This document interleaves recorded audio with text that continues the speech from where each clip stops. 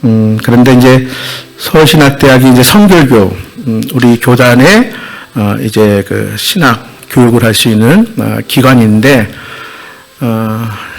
이제 최근에 좀 문제가 좀 된 것 중에 하나가 뭐냐면, 후배 교수님 한 분이 창조 신학에 관련된 책, 또 그 과목 때문에 좀 문제가 된 게 좀 있습니다. 자세히 말씀드리기는 좀 그렇고, 네, 그래요. 그래서 제가 여러 가지 많이 곰곰이 생각을 하고 또 기도하면서, 우리는 분명한 하나님께서 세상을 창조하셨다는 신앙의 고백, 그렇죠? 그리스도인은 어쩌다가 우연히, 그렇죠? 딱 인간이 존재한 것이 아니라 또 진화된 것이라고 믿지 아니하고, 우리는 이 세상과 또 우리가 하나님에 의해서 창조되었음을 분명히 고백하는 신앙이 우리에게 있습니다. 그래서 우리는 예배 때마다 또 우리가 성찬을 할 때에도 역시 마찬가지로 우리가 아버지 하나님께서 사도신경을 통해서 우리를 창조하셨습니다. 그렇죠? 나는 전능하신 아버지 하나님 천지의 창조주를 믿습니다. 분명히 고백합니다. 여러분 분명히 고백하시죠? 믿으시죠? 네. 자, 그런데요, 이 모든 것을 사실은 뭐 과학적으로 증명을 한다, 또 우리의 이성으로 우리가 증명을 한다. 대개 보면요, 기독교회사 안에서 이 변증법이라고 해서 하나님에 대한 신앙을 변증하려고 노력을 했어요. 필요합니다. 근데 그것으로 우리가 알 수 있느냐? 그렇지 못해요. 자, 이것은 뭐냐면 우리가 살아가는 이 세상은 우리가 상상하는 것 그 이상의 크다는 거예요. 하나님의 창조하신 그 피조의 세계는 우리의 상상, 그 안에 제한할 수 없다는 것입니다. 뿐만이 아니라 우리가 상상할 수 없으리만치 굉장히 치밀하고 정교해요. 그래서 모든 것이 그 창조의 질서 아래, 원칙 아래 있음을 고백하는 게 우리의 창조의 신앙이에요. 자, 그래서 그 속에 생명이 있고 아름다움이 있는 거예요. 태초에 천지를 창조하실 때에, 그렇죠? 무질서에서 질서로, 그렇죠? 그리고 어둠에서 빛으로 창조하셨다. 바로 그런 의미이죠. 그러니까 아무리 생각해도 우리가 생각하고 또 우리가 고민하고, 그렇죠?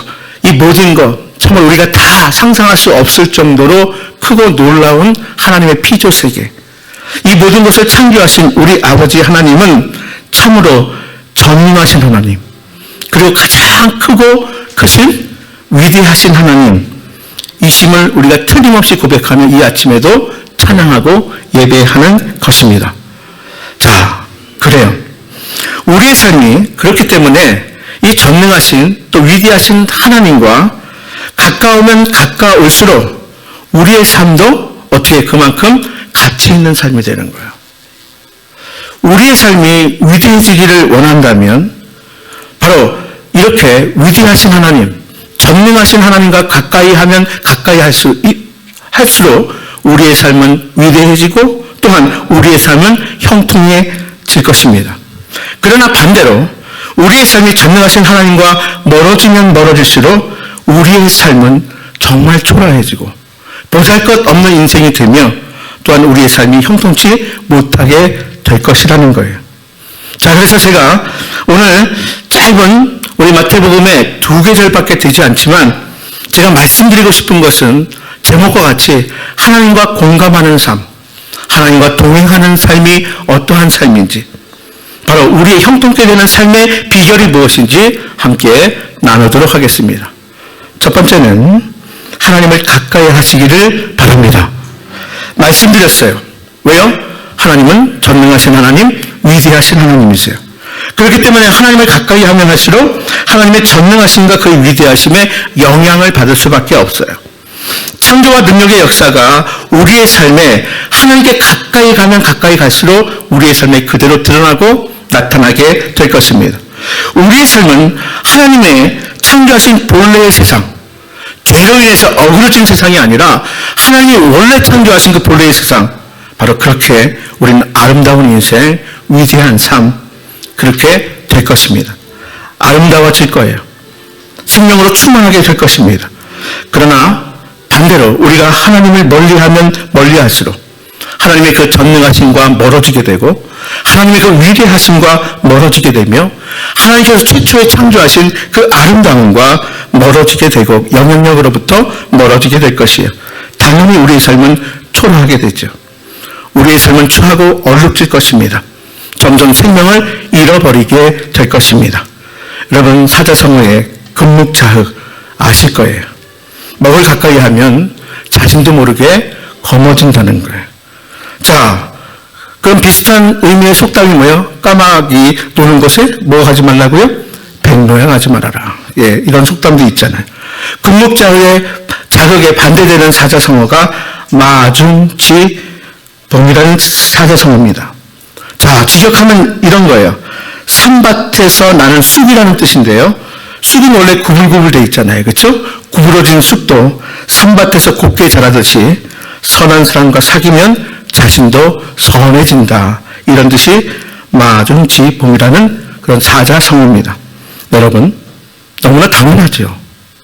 우리가 그래서 우리 자녀들도 교우관계, 친구관계를 잘 살펴보는 이유가 거기에 있는 것 아니겠습니까? 하나님을 가까이 하면 삶이 위대해지고 아름다워집니다. 그것은 너무나 당연한 것이에요. 여러분, 복음 중에 복음이 무엇입니까? 전능하신 하나님, 위대하신 하나님이 우리를 사랑하신다는 거예요. 사랑하신다는 건 뭐냐면 우리와 가까이 있기를 원하셔서 하나님이신, 하나님의 아들이신 예수님께서 인간의 몸으로 이 땅에 오셨다는 거예요. 복음 중에 복음이에요. 독생자 예수 그리스도께서 성신하셔서 우리에게 오시고 십자가에 못 박기까지 사랑하신다는 그것. 따라서 하나님을 가까이 하여 하나님의 축복을 받는 것은 전적으로 우리에게 달려 있어요. 우리는 그냥 하나님만 가까이 하면 돼요. 왜요? 하나님은 우리를 가까이 하시기 때문에 그래요. 하나님이 이미 우리를 사랑하셔서 언제나 어디서나 우리 가까이 계시기 때문에 이제 우리가 하나님을 가까이 하면 되는 거예요. 여러분, 우리가 하나님과 멀어진 것은 전혀 하나님 때문이 아니라 우리 때문이에요. 그러므로 내 삶이 형통하지 못한 것, 내 삶이 충만하지 못한 것, 생명을 상실하며 점점 추하고 연약한 삶으로 나가는 것, 이것은 하나님 때문이 아니라 바로 우리 때문이라는 거예요. 여러분, 야고보서 4장 8절 상반절 말씀해 보면 야고보서 4장 8절 제가 읽겠습니다. 하나님을 가까이 하라. 그리하면 너희를 가까이 하시리라.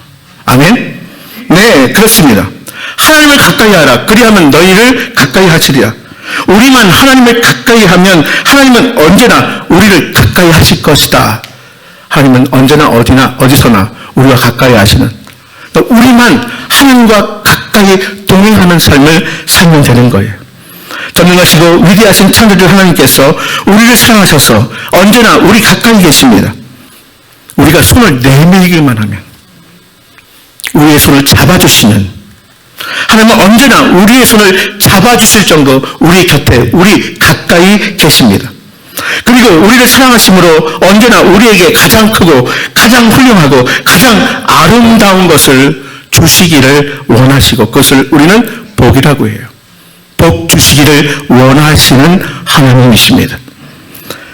그러나 이 같은 말씀이 우리가 귀로 들리고 우리가 이성적으로 우리가 생각하지만 이론적으로 그래, 맞아, 그렇지만 이렇게 간단한 이 말씀이 실제로는 쉽고 간단하지 않다는 게 문제입니다. 그것은 우리에게 원죄가 있기 때문이에요. 그래서 다음으로 여러분 꼭 기억하십시오. 하나님을 가까이 하지 못하게 하는 것들과 싸우시기를 바랍니다. 한마디로 이야기하면 죄와 싸우십시오. 원죄가 무엇입니까?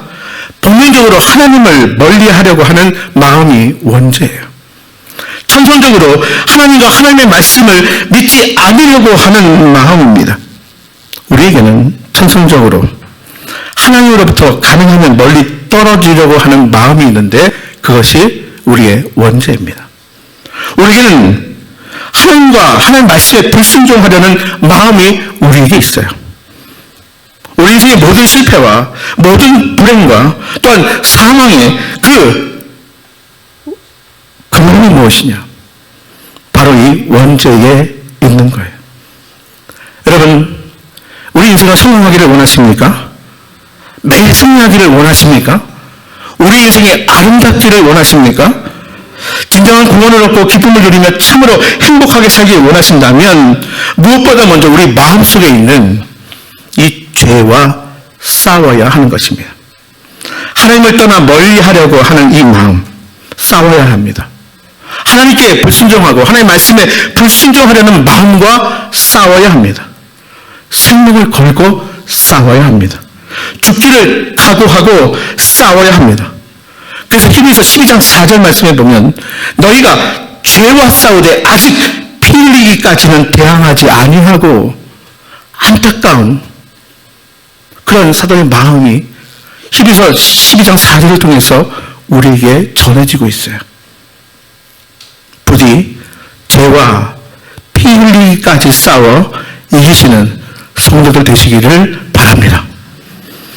먼저가 있는 우리가 하나님을 가까이 하고 하나님의 말씀에 순종하는 삶을 산다는 것, 사실은 너무나 힘들고 어려운 일이에요. 죄가 있는 한 사실은 그런 삶은 거의 불가능하리라고 마찬가지로 힘들고 어려운 일입니다.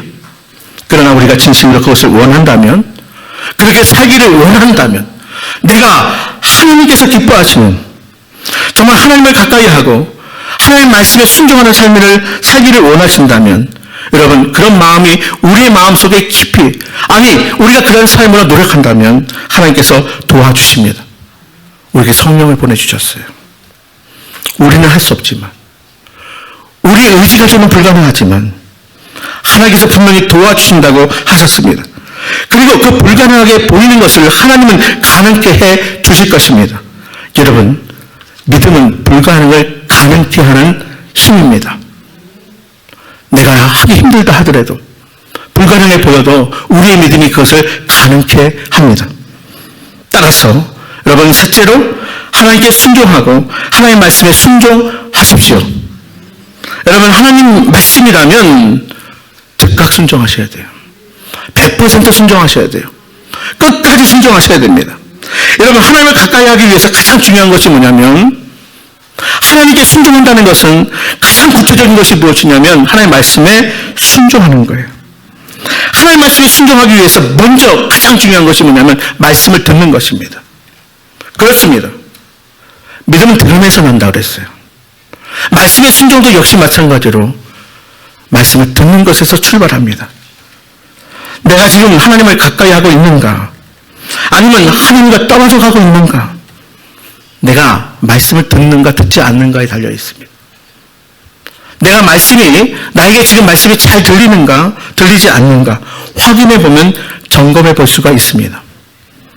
여러분, 하나님의 말씀이 잘 들리십니까? 하나님께 가까이 하는 자, 하나님의 말씀이 잘 들리는 거예요. 듣기를 힘쓰는 거예요. 여러분, 말씀드린 대로 하나님의 말씀은 먼저 귀로 듣습니다. 그러나 하나님의 말씀은 궁극적으로 행음으로 듣게 되어 있어요. 하나님의 말씀을 들으라 하는 것은 단순히 심리학적 귀로, 물론 듣는 것에서 시작하지만, 여러분, 하나님의 말씀을 행하는 것, 내가 하나님의 귀한 말씀에 바로 순종하는 것, 이것이 하나님의 말씀을 듣는 것입니다. 하나님의 말씀을 듣고 순종하는 것이 궁극적으로 하나님의 말씀을 듣는 것이다. 그러므로 아무리 말씀이 잘 들린다 하더라도 그 말씀에 순종하는 일에 게을리한다면 그는 하나님을 가까이 하여 전능하신 하나님의 그 위대하심, 하나님의 복을 충분히 누릴 수 없게 될 것이에요.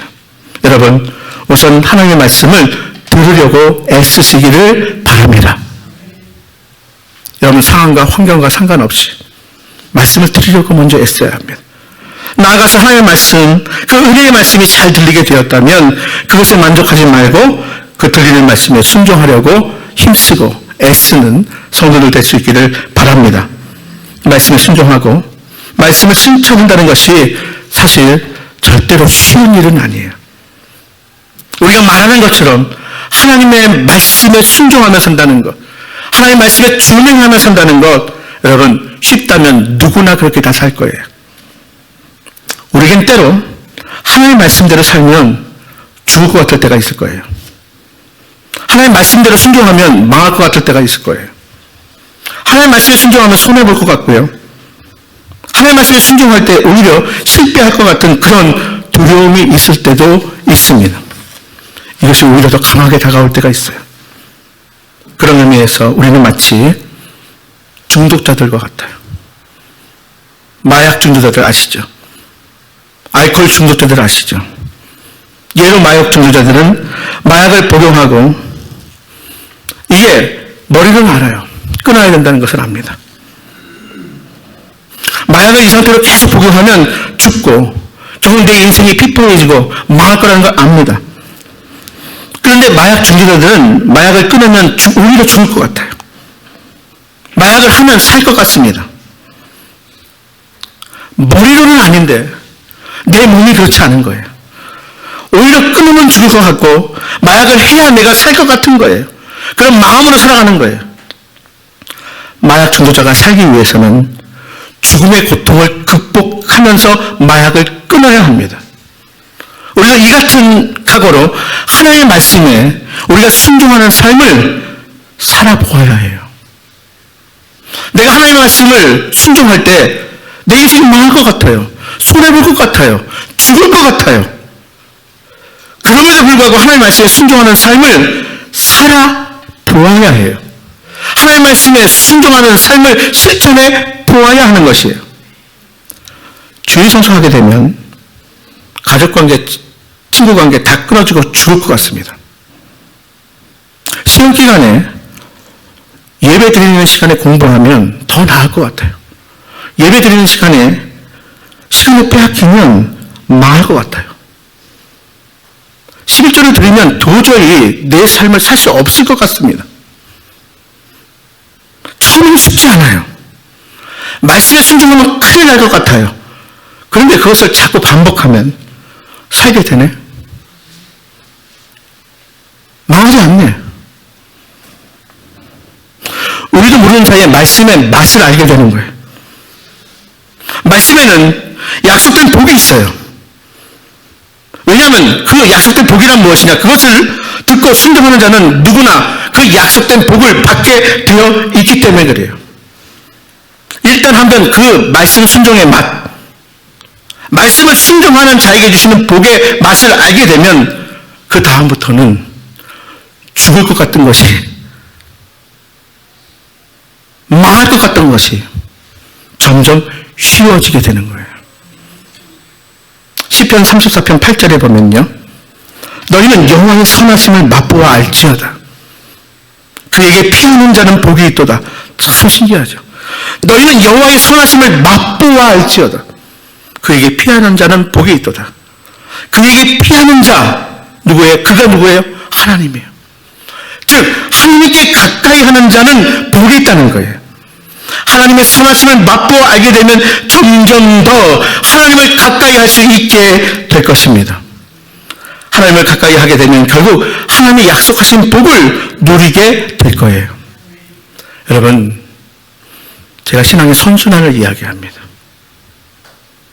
작게 하나님의 그 말씀에 순종하는 맛을 아는 사람은 더 하나님께 가까이 나아가게 되고 또 주시는 귀한 복과 은혜로 인하여 더 가까이 하나님 말씀에 순종하며 하나님을 가까이 하며 살아가게 되는 것이에요. 여러분, 하나님 말씀의 맛을 알게 되면 놀라운 일이 일어납니다. 그것은 말씀을 점점 더 사모하게 된다는 거예요. 뿐만 아니라 점점 더 말씀에 대한 순종이 늘어나게 된다는 것입니다. 그렇게 되다 보면 그는 말씀과 하나가 되는 삶을 살 수 있게 됩니다. 말씀이 육신이 되어 성신된 사건, 우리에게 복음 중의 복음이에요. 마찬가지로 예수님을 따르는, 예수님을 믿는 우리도 이제 말씀의 맛을 알아서 점점 말씀에 순종하는 삶으로 더 가까이 나아가면 말씀과 하나 되는 삶, 즉 말씀이 육신이 되는 삶을 살 수 있게 되는 거예요. 은혜와 진리가 충만한 삶을 살 수 있게 되는 거예요. 진정으로 구원받은 자의 삶을 살 수 있게 되는 거예요. 진정한 하나님의 백성과 하나님의 자녀가 누리게 되는 복을 맛보아 알며 살 수 있게 되는 거예요. 그래서 진정으로 형통한 자의 삶을 누리게 될 것입니다. 마지막으로 오늘 제목과 같이 하나님과 동감하시기를 바랍니다. 다시 말씀드립니다. 하나님과 동감하십시오. 하나님과 동행하십시오. 마침내 완전히 하나님과 하나 되어 하나님이 내 안에 계신지 내가 하나님 안에 계신지 구분할 수 없는 단계. 하나님과 공감하는 삶.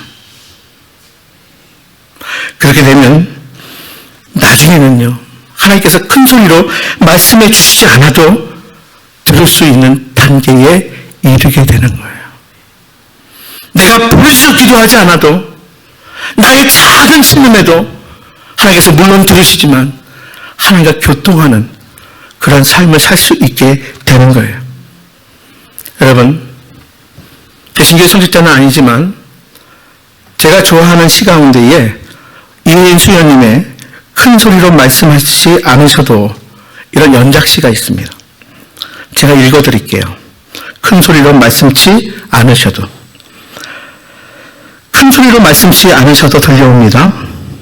나의 자그만 안뜰에 남몰래 돋아나는 향기로운 풀잎, 당신의 말씀 그 말씀 아니시면 어떻게 이 먼 바다를 저어갈 수 있겠습니까? 아무리 둘러보아도 아직은 메마른 나무의 둘레, 꽃도 피지 않고 뜨거울 줄 모르는 미지근한 체온. 비록 긴 시간이 걸려도 꽃은 피워야겠습니다. 비온 뒤에 햇살같이 안으로 스며드는 당신의 음성, 큰 소리로 말씀치 않으셔도 가까이 들려옵니다. 빛나는 새 아침을 맞기 위하여 밤은 오래도록 어두워야 한다고. 아직도 잠시 빛이 있을 동안에 나는 끔찍히 세월을 아껴 써야 한다고. 마음이 가난치 못함은 하나의 서러움, 보화가 있는 곳에 마음 함께 있다고. 아직도 가득 차 있는 나의 잔을 보다 아낌없이 비워야 한다고. 네, 그래요. 큰 소리로 말씀치 않으셔도 분명히 들려옵니다. 여러분, 말씀에 순종하면 말씀이 들려오고요. 말씀이 순종하지 않으면 말씀이 들려오지 않는 법이에요. 말씀에 순종하면 하나님이 큰 소리로 말씀치 않으셔도 그 음성이 들려지고요. 말씀에 순종하지 아니하는 삶은 하나님이 아무리 큰 소리로 말씀하셔도 결국 듣지 못하게 됩니다. 저는요, 이 이은 수녀의 큰 소리로 말씀치 않으셔도 분명히 들을 수 있다, 이 고백이요, 그렇게 부러워요. 분명한 것은 이 시인의 큰 소리로 말씀치 않으셔도 분명히 들을 수 있는 복, 이것은 피나는 자기 싸움을 통해서 받게 된 것이라는 사실이에요. 하나님의 말씀을 듣고도 순종하지 못하는 자신을 괴로워하면서 그것과 피 흘리기까지 싸워서 얻게 된 주신 복이고 은혜입니다.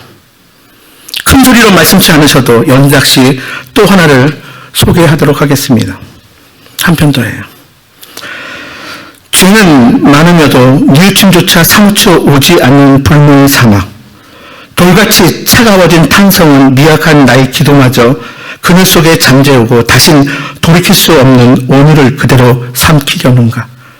어느새 뿌리를 내린 이기의 습관은 소중한 나의 자유를 노예로 만들었더니 시간마다 오열하여 가슴을 뜯는 소리. 종을 치세요. 종을 치세요. 한 방울의 겸허한 눈물로 답답한 이 가슴을 적실 때까지 용기를 내어 울자. 사막의 뜨거운 모래밭을 걷기로 하자. 저는요, 바로 방금 읽은 시에서는요, 사도 바울의 오호라 나는 곤고한 사람이로다. 이 사망의 몸에서 누가 나를 건져내랴. 내가 마음으로는 하나님의 법을, 육신으로는 죄의 법을 섬기노라 안타까워했던 사도 바울의, 결국 사도 바울은 자신을 죄인 중에 괴수라고 토로하는 것 같은 그런 시인의 심정이 느껴집니다. 이와 같은 안타까움과 발버둥을 통해서 이 시인은 드디어 하나님과 가까워집니다. 하나님을 가까이 하며 행복을 깨닫게 됩니다. 여러분, 예수님은 오늘 우리가 이 시대에 살아가고 있는 바로 우리 이 시대를 비유하면서 피를 불어도 춤추지 않고 쓸데 울어도 가슴을 치지 않는 사람과 같은 그런 시대다, 이렇게 말씀하셨어요. 하나님과 너무 멀어져서 하나님과 전혀 공감되지 않는 사람과 시대가 되었다는 것입니다. 여러분, 불행은 다른 것이 아니에요.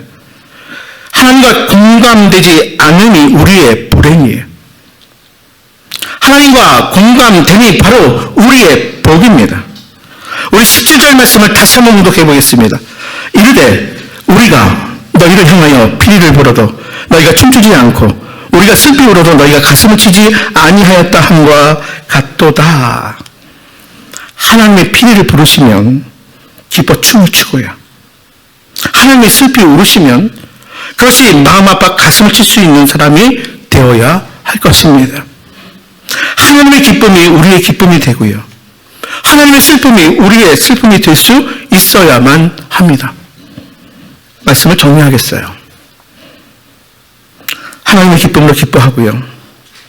하나님의 슬픔으로 슬퍼하며 하나님의 아픔으로 아파하며 살아가고 싶습니다. 하나님의 꿈을 내가 꾸고요. 하나님의 손과 발에서 마음껏 하나님이 기뻐하시는 일을 하면서 살아가고 싶습니다. 하나님의 마음으로, 하나님의 가슴으로, 하나님의 영으로 충만한 삶을 살아가고 싶습니다. 하나님은 우리에게 주시는 말씀을 통해서 결론적으로 말씀하십니다. 내가 피리를 불면 춤을 추는 사람이 되어라. 내가 슬피 울면 가슴을 치는 사람이 되어라. 말씀하십니다.